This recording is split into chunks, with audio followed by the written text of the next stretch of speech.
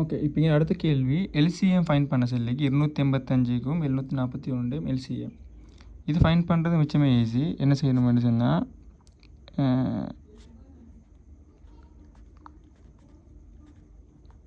எப்படி ஃபைண்ட் பண்ணுறது சொன்னால் மிச்சமே ஈஸி. இந்த ரெண்டு நம்பரை மல்டிப்ளை பண்ணணும்.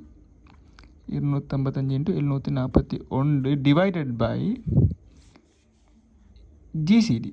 இதில் ஜிசிடி இதில் ஜிசிடி 285 741 ஜிசிடி. அவ்வளோதான் எல்சிடி. 285 741 மல்டிப்ளை பண்ணால் 211 185 வரும். அதை டிவைடட் பண்ணணும் 57. ஆல்ரெடி நாங்கள் ஜிசிடி கண்டுபிடிச்சி வைக்கிறோம் இதில், அதால் டிவைட் பண்ணால் சரி. டிவைட் பண்ணால் வரும் 3705.